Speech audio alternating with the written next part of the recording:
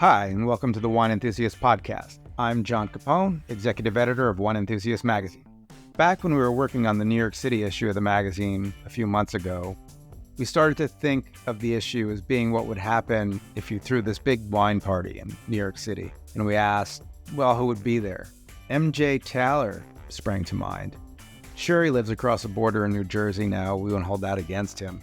But if the New York City issue was a party, you could be sure he'd be holding court somewhere at the center of it. And you may know MJ from the Black Wine Guy Experience or his podcast, Beats, Vines, and Life. So we asked MJ if you could invite anyone you wanted to this party and he'd interview them, who would it be? He quickly answered Mike D of the Beastie Boys. We called Mr. Diamond's publicist, and while he's still way into wine, it turns out he's more of a Californian these days. But when we ran through the types of people who'd be at our hypothetical party, MJ started to get excited about the idea of interviewing Robert Dentice, who goes by Soil Pimp on Instagram, and his wife, Renee, Patronik. This was definitely a couple you'd see at the party. They're a big part of the wine community in New York, also Napa. And you'd probably have a very interesting conversation with them about natural wine, cool clubs in Buffalo, downtown New York in the 80s, hair dye, Riesling studies with Paul Greco, and drinking DRC in New Haven with Matt. And that's just what happened with MJ. You're invited to a unique opportunity to travel through Italy without ever leaving New York City. Join us on Tuesday, September 10th, 2024 at City Winery for the premiere of Wine Enthusiast's Sip of Italy, an exclusive wine tasting event with authentic food and live music. You'll have the chance to taste wines from nearly 50 of the best wineries in Italy, all serving Wine Enthusiast's 90-plus point wines. Explore the varying flavors of Italy in one unforgettable evening. Don't miss out on this incredible experience. Book your tickets now and get ready to savor the flavors of Italy. Use promo code WeSip10 to get 10% off at wineenthusiast.com/events/sip. Everybody, what's up? It's your boy MJ. This is a special edition New York culture issue that I'm doing in conjunction with my good friends, the Wine Enthusiast magazine, and my guest today. You may remember one of my guests, Robert Dentice, a.k.a. Soil Pimp, and he is here with his beautiful wife and partner, Renee Patronik. The Wine Enthusiast came to me and asked me to write an article about an iconic New Yorker who had a bona fide connection to wine, was the words they used. Mm-hmm. And I was like, Robert Dentice. I was like, do you guys know who Soil Pimp is? And so I graciously asked, and then I thought, oh my God, with everything Robert does around wine, and we're going to get into Riesling study and now Spotburgunder study. He does it with his beautiful wife and partner, Renee, and they just have a great story. And they are, there's New York as it fucking gets, as you're going to hear their story. So welcome, Robert and Renee. Thank you, MJ. It's great to be here, and it's great to be here with Renee, her first podcast. Oh my God, I love that. Oh, this is so special for me. Thank you so much. And like I said to you guys earlier, I met Robert. I started following him on Instagram before I had any notion I was going to launch this podcast. And I was like, who is this guy? Who is Soil Pimp? And it was like, he had great beats and the wines were off the chart, especially the German wines, which we'll get into. Robert and Renee, you guys are the largest German wine collection in the United States. Is that correct? Is that safe to say? Or pretty, unofficially? Likely. It's high probability. We're up there. Really cool. All right. So this is about culture in New York. I think you guys personify that. First question I want to start with is and you can answer it jointly or separately, probably separately, but what is your quintessential New York City experience?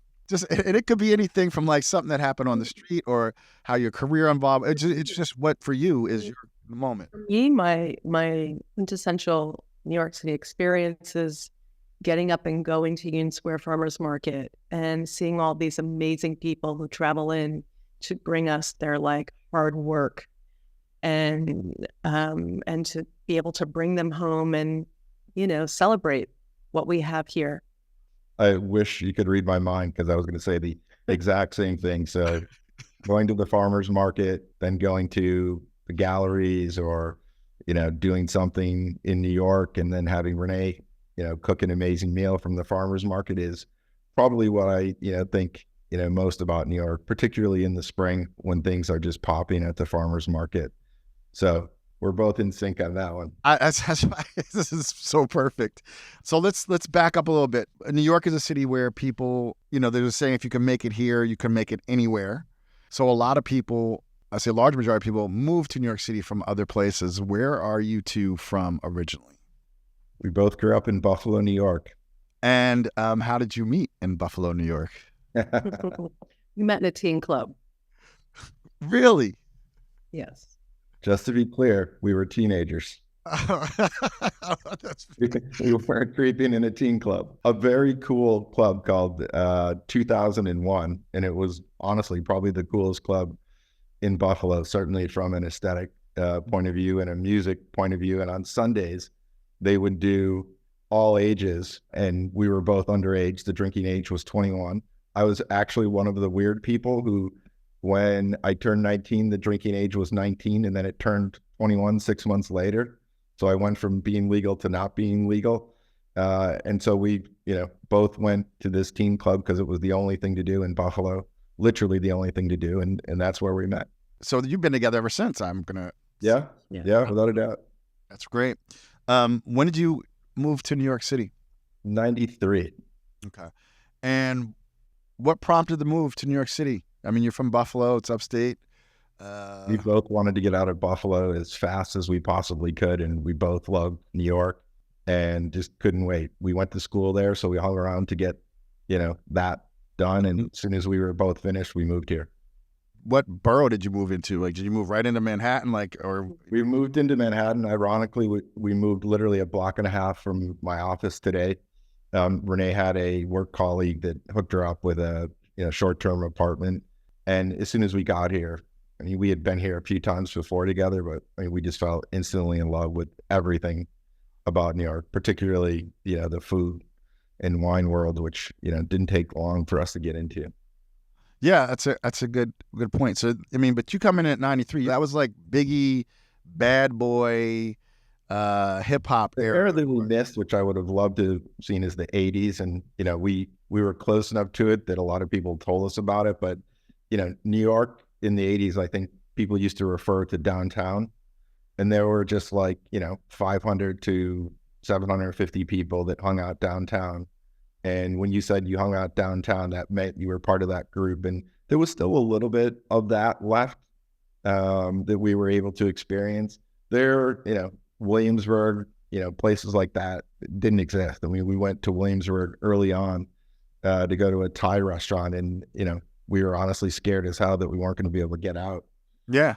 Yeah, no, for sure. It's so funny because when I was thinking about us getting together, literally you got that whole area, like that 80s, I think that, that 70s, 80s, the war, you'll have that Warhol vibe, like where it was the scene, like it was there, like if people knew who you were by, like you said, just saying, and you hang out downtown. And, during that time, Renee worked at a hair salon called Orbe, and he was right in the epicenter of what was going on. He worked with, what were they called? The Trilogy, Christy Turlington.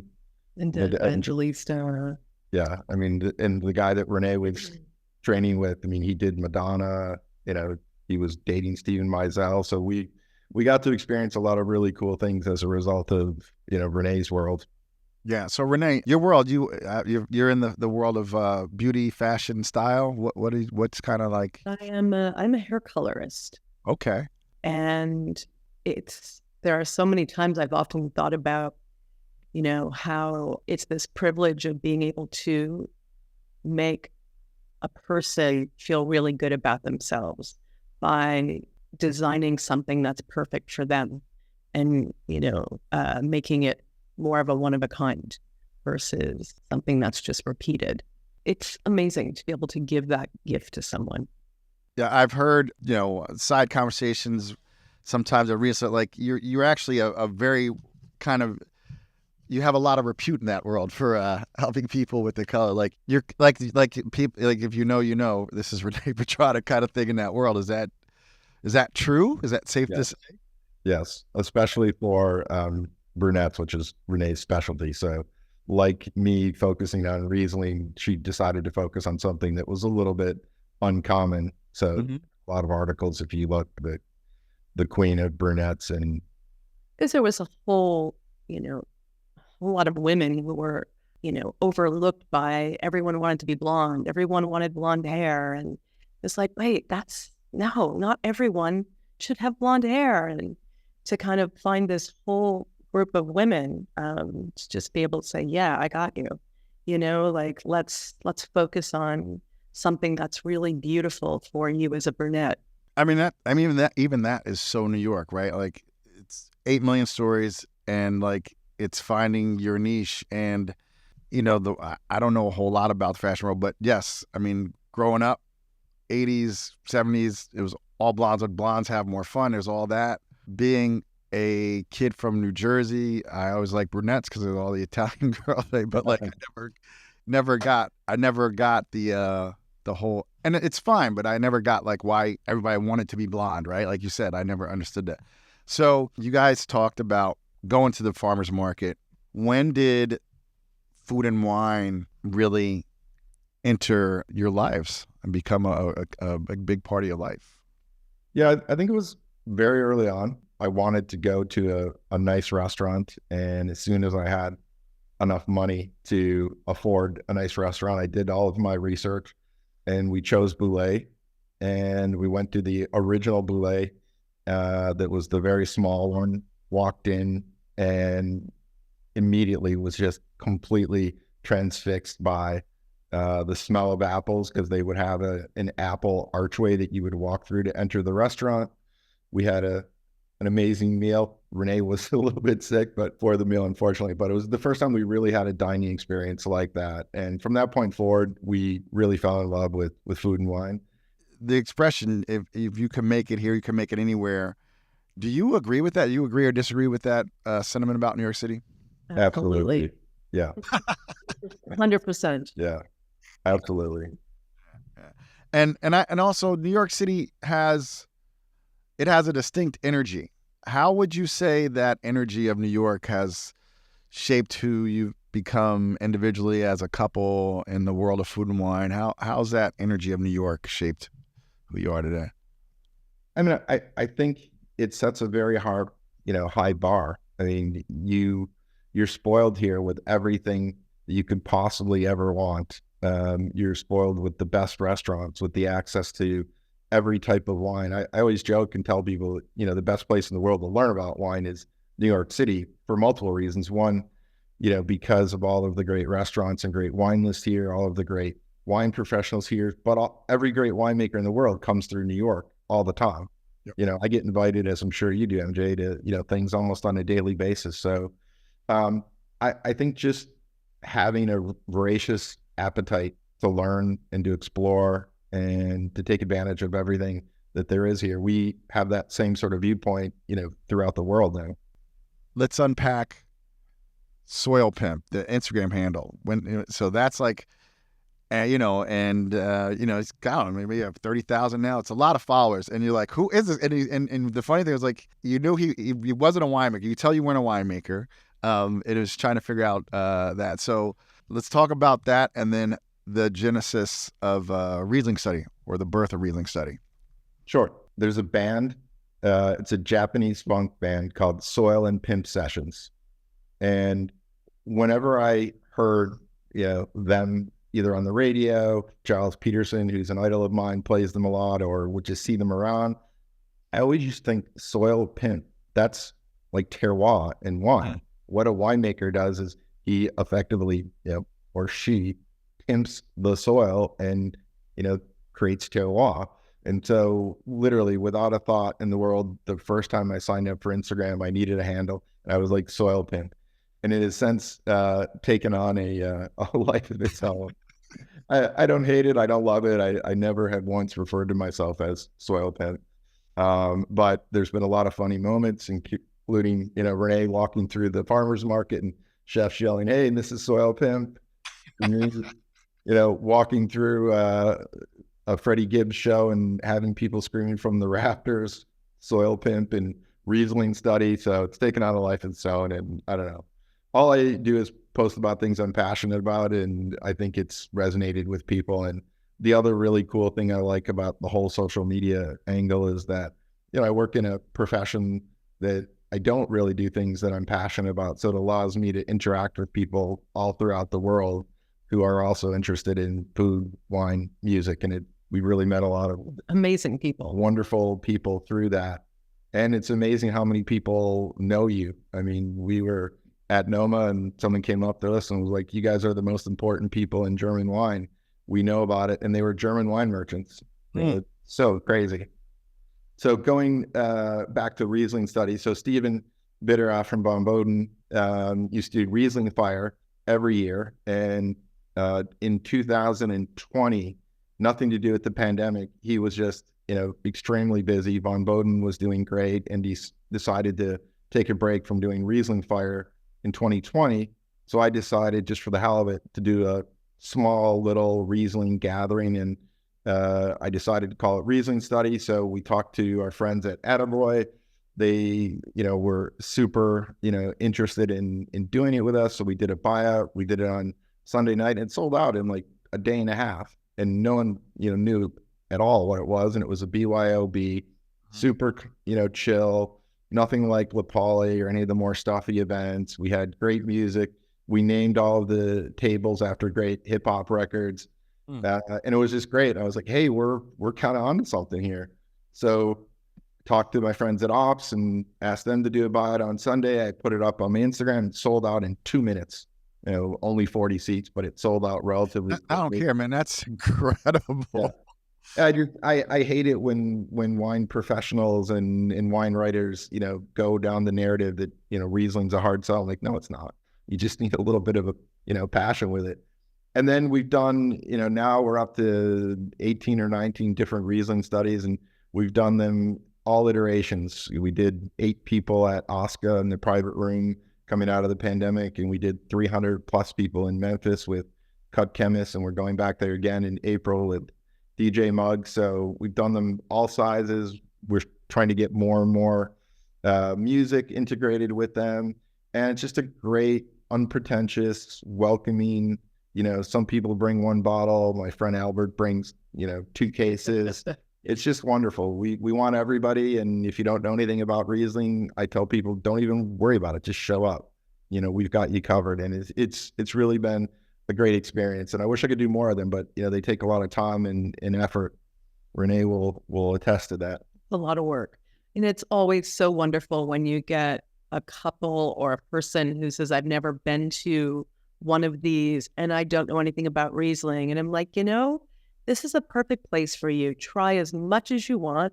I'm guaranteed that you're going to find something that you really like. And more importantly, you'll find things that you don't like. And that's also really important, to have that point of view of what kind you like, what kind you don't. And it's great to have new people who just don't have any experience. For all you listeners, these events they're off the chain in that they're just the most chill, like you said, unpretentious, fun, laid back. My first one was Rule of Thirds, which that was a pretty big one. I think it was the first big one after vaccines had come out, right? So everyone went to Rule of Thirds. Yeah. And I just remember like Keller GG's, like 3 liters of Zinhumdrek Clotis. I mean, like these are like La Pauli quality wines, level of wines, but inside a Riesling without the, like, just chill though, without the potential, like you said, and just going around sharing bottles and people fly in from all over the country. I mean, we did one in Chicago. We had 3 live music acts, and I think I counted there were people from 8 different states. I love the people who come in through music. So I would say about a third of the people who come aren't really that into wine, but they, know me through Instagram and music, and that's what brings them in. And now a bunch of those people are just obsessed with wine, which is what I love. And I know the wine world is going through, a little bit of a rough time these days in certain corners. And I try to explain to people, like, the solution is expanding the market. Mm-hmm. You can't continue fighting against each other for market share. You need to grow the market. And, in Memphis, we had 300 people in a club, and, half of them were drinking Riesling. And I would say 95% of them were not wine people. There were a small group that flew in from various place collectors, and we did sort of a collector lunch, and then we went to the club in the evening, and the majority of them were not wine people. I mean, if everyone did that in the wine world, it would expand the market in many different ways. And, there's a lot of other examples of that, but I think we need more of it. The market has to expand. Like, Miles, like how does cool, like you love music, you love wine. How does cool, you're into fashion style, or how does really for you, how do you define cool? I mean, I think there's an authenticity that you can, taste in wine, and, Uli Stein is just the, best example of it. When you drink his entry-level wine, Blauschiefer, I mean, you can just feel the soul of the region, the vineyards, the man behind it. And I think, once you've been, drinking wine, for as long as we have, you feel that. And sometimes you feel it in a $25 bottle of wine. Sometimes you feel it in a more expensive bottle of wine, in just the inverse. I'll tell you the reason why I occasionally post something like, DRC on my, Instagram, is because I want people to see that when I post about, a $25 Spätburgunder that I'm equally as excited about, that I have a frame of reference, and I'm not just posting, a bottle of DRC to show people that I, drink DRC. I'm posting it to put it on the same level as, a Spätburgunder or a Sylvaner, or a, one of my, favorite wines is from Joachim Boyer, a Trollinger Rosé. It's stunning wine, and it's so unique and soulful that I want it to be on the same level as high-end Burgundy. And I'm not posting that stuff to be to flex. And I know it's a really slippery slope. And there are some people that post, all the time, and it's just like a constant stream. There has to be some sort of context. If you notice, when I probably post something like DRC, I'm usually like eating pizza, or totally. It was a pizza place. Doing something with Ethan. I mean, the one example where I posted a bunch of DRC with pizzas, it's absolutely hilarious. He found a restaurant in New Haven, and we went there to order all of these underpriced bottles of DRC, and we went there with Madlib, Ethan, Renee, and I. We ordered the wines. They opened them all. They wouldn't open them until we paid for them. So we had to pay for them, not knowing if they were corked. They were a little suspicious of us. So we opened 4 bottles, incredible prices. The first, dishes come out at this restaurant, and it was inedible. And we, tried to politely excuse ourselves and said we had to go. We took the bottles with us, went and bought the best pizza in the world, and had, pizza and DRC. And then the next time that Ethan went home, he called back the place, and he was told that he wasn't welcome there anymore. And it wasn't because he cleaned them out of their DRC. It was because we offended the chef that we left without, finishing our meal. So it's kind of a funny story in the end. Oh, that is pretty funny. You've become more involved with the world of wine because you've, in addition to all this other stuff you do, you two have started Soil Pimp Selections. Yep. You're friends with probably every major producer in Germany as it is, like, Keller, Uli Stein, talk about all the time. Does this go, what had you want to bring some other producers and lesser known maybe vineyards to light? What was behind that? Well, I think I always wanted to work in the music business, and I've always liked how labels, have a very aesthetic point of view, whether it's, Stone's Throw, now again, EMI, Blue Note. And so I had the idea, what if you applied that, concept to wine, where Soil Pimp Selections was the overarching, sort of guiding aesthetic choices of making wine. And the idea was that Renee and I would, select a couple of different winemakers and talk to them about a wine that we were interested in that they didn't make themselves. So allow them to creatively get out of, sort of what they do normally and see what comes of it. So the first year we worked with Hofgut Falkenstein, and I think they had made a rosé before that, but never very seriously. And Renee and I love, German rosé. And I think it's very cool that our first wine was a rosé, a German rosé, and it was spectacular. So we hit up, Lars and Johannes. I mean, Falkenstein is probably the, most popular and, most allocated wine that you can think of in Germany, along with, a few others. And to our surprise, they said, yes, we can do that. And so that was the first wine. It was stunning wine. The label ended up being a little bit of a disaster. So it was a learning experience, but the wine's great and it's still drinking great. To this day, it was a 2020.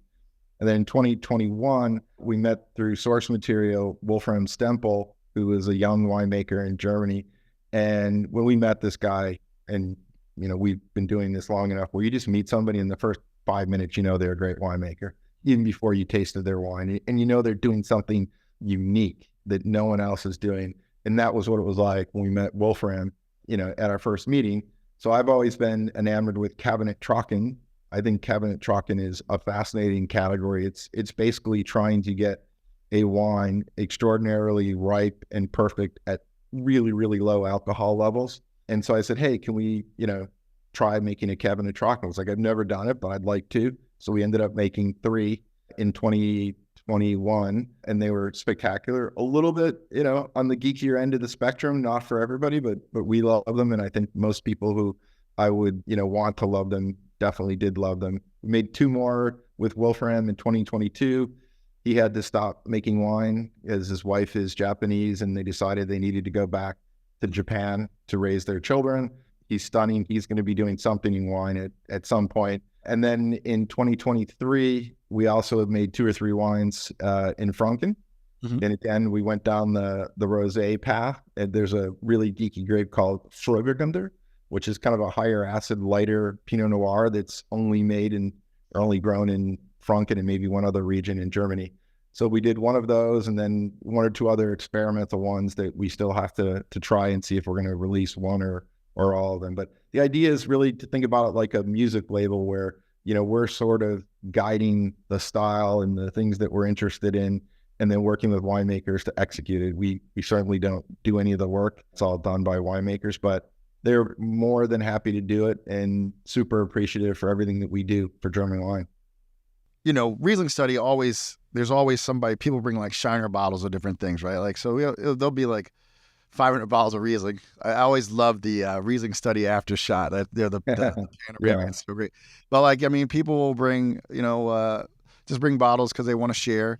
And one I went to with you guys, you had a couple different German Chardonnays, and there's benchmarks in the world, and for Pinot Noir and Chardonnay, that's Burgundy. And these wines were I remember these Chardonnays were stunning, and they were like, I think you said it would be retail like $40, but these were stunning wines.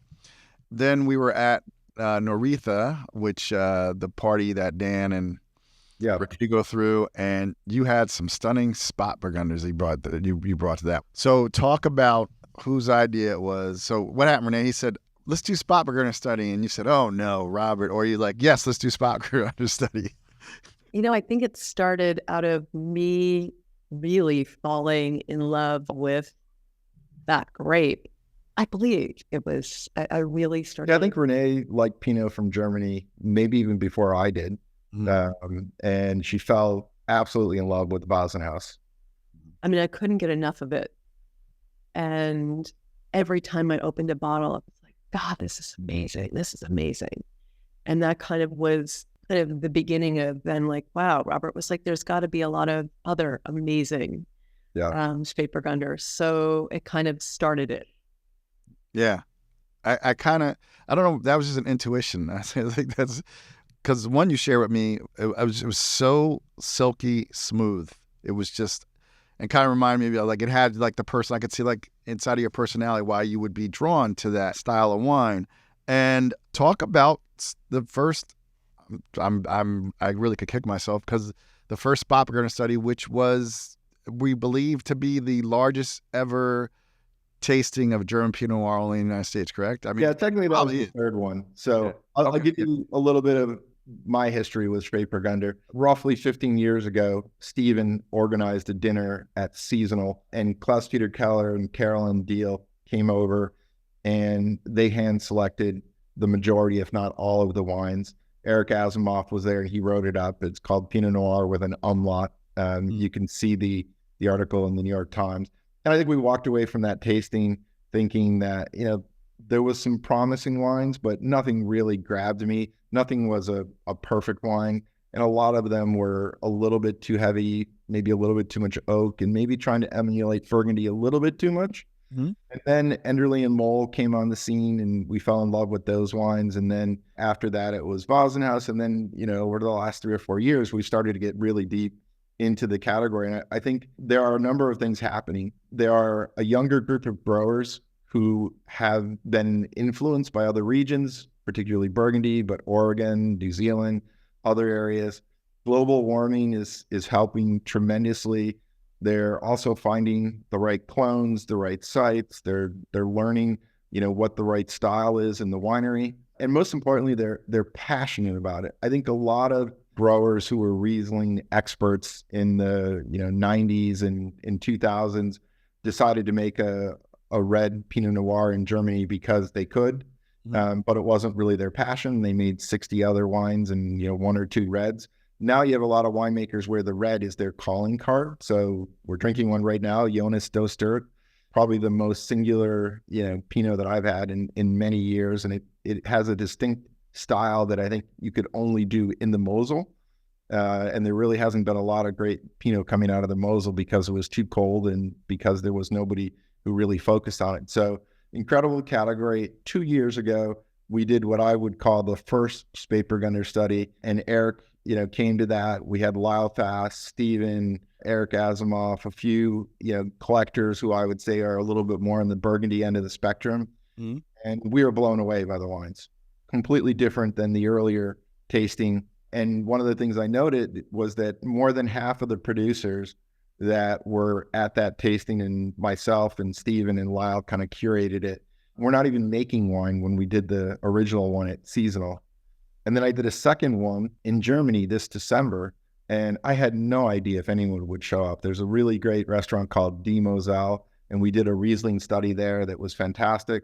But it's December, it was the day before New Year's Eve, and lo and behold, it sold out immediately. We had, out of 50 or so people, 20 plus winemakers came. Wow. And the wines across the board were all excellent, and some were just stunning.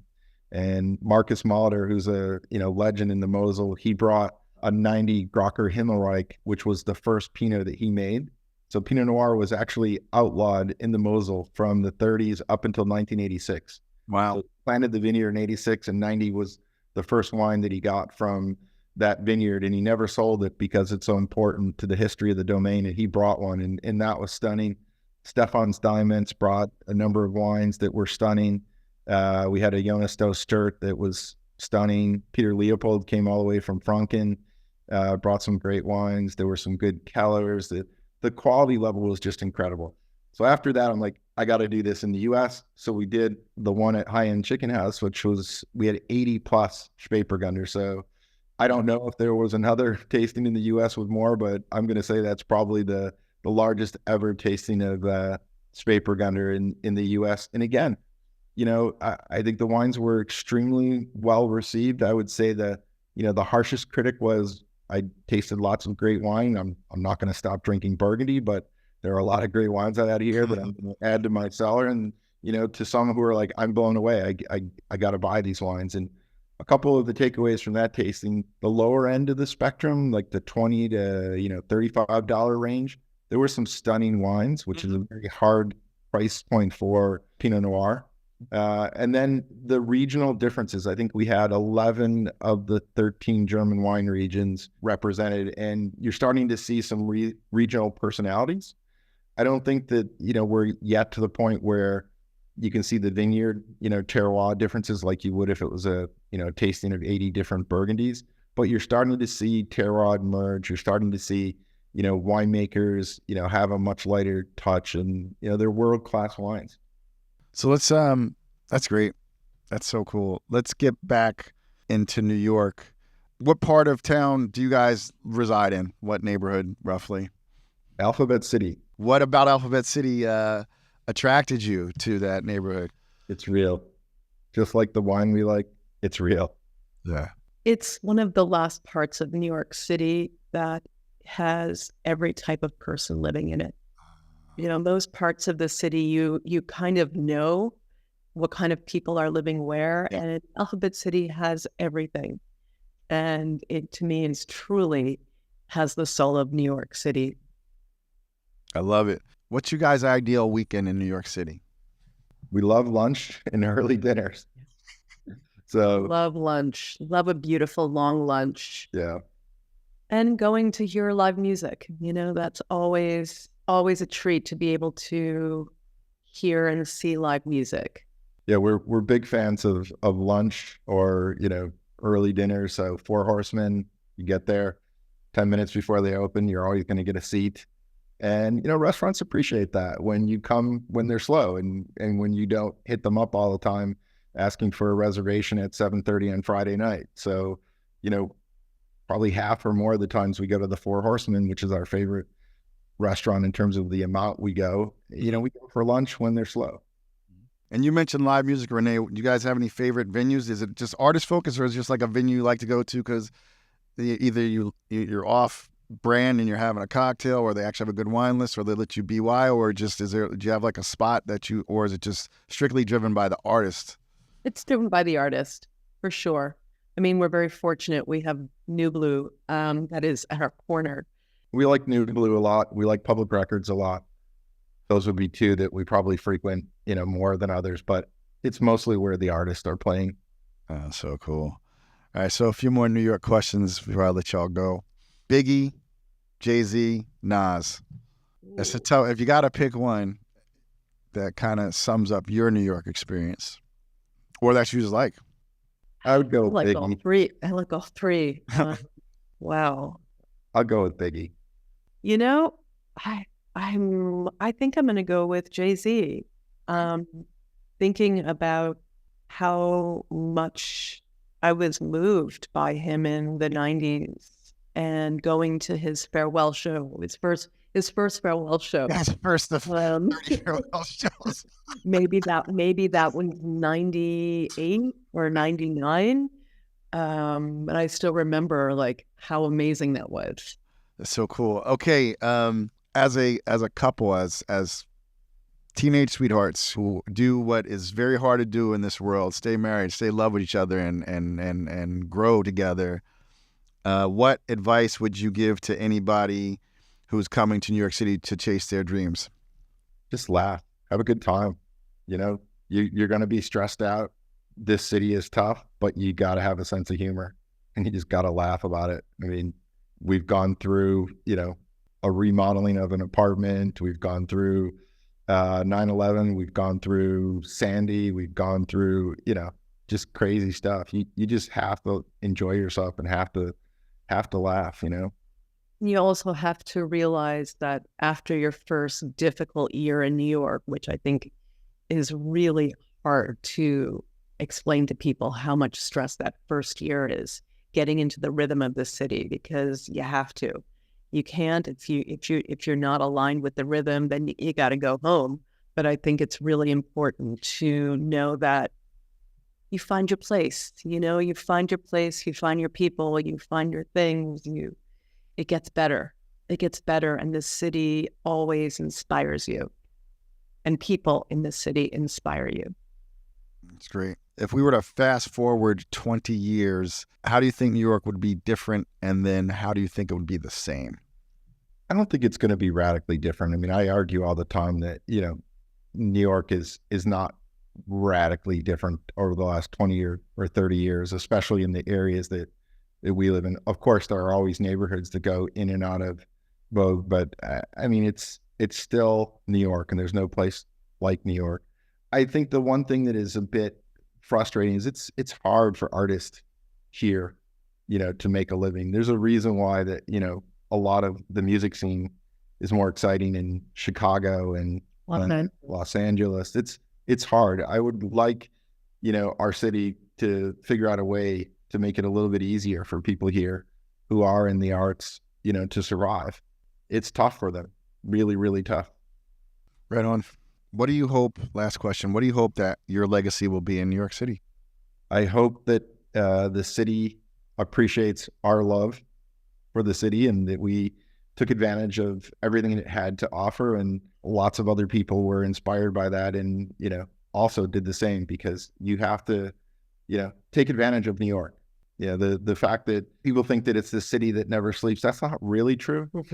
You got to find what's happening here. You got to, go to the boroughs. You've got to go to parties. You've got to constantly be meeting new friends, because people leave New York, especially, with the way things are going. So, we just took advantage of it every day as much as we can.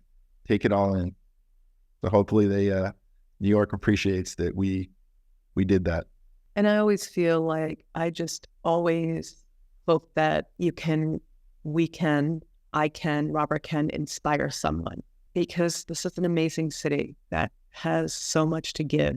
And one of the nice things about, when we travel a little bit, we did a Riesling study in Detroit. I'm pretty sure that night that the restaurant that we were at and the party that we were having was the best thing happening in Detroit. Mm-hmm. Uh-huh. That's not true in New York. There's 100 things happening. Right. So you got to work at it, and you got to, figure out, what's happening and where, your, crew is and what you're inspired by. And it takes a little bit of work, but you will be rewarded for that work. Well, Robert, Renee, thank you so much. You are so generous. And for me, true generosity is of your heart and your time. And you guys have always been generous of those things with me, and great wine. But really, it's the word authentic. You are just as real as they come. You have not forgot where you came from, but you have evolved, as I think we all should. So you are very inspiring. Thanks for sitting down with me, coming on Beats, Vines, and Life, sharing a little bit about you two together. Thank you so much, and your New York experience. Thank you, MJ. We feel the same about you. Thank you. We do. We adore you. We're so happy to be part of this. So thank you. It's my pleasure. And for all listeners out there, make sure you follow Robert. Is there a Riesling study, or is there a website they can go to, or where would they find out about upcoming events? We usually post them on sourcematerialwine.com and also on my Instagram. Dude, you guys are doing it. That's so cool. Love it so much. So until the next time, cheers to the Mavericks, philosophers, deep thinkers, and all you wine drinkers. Your boy MJ. We had a nice little talk about the culture in New York City with Robert and Renee. Signing off saying peace. We hope you enjoyed this walk through New York City with MJ, Robert, and Renee. Remember to check out MJ's new podcast, Beats, Vines, and Life, and the New York City issue of Wine Enthusiast magazine. If you want to get in touch, maybe to share your own Manhattan memories with us, or if you just can't find the New York City issue and you want to read about pairing bagels with wine, email us at podcast@wineenthusiast.com. Remember, you can subscribe to this podcast on Apple, Google, Spotify, and anywhere else where you listen to your shows. You can also go to wineenthusiast.com/podcast for more episodes and content. Thanks for listening.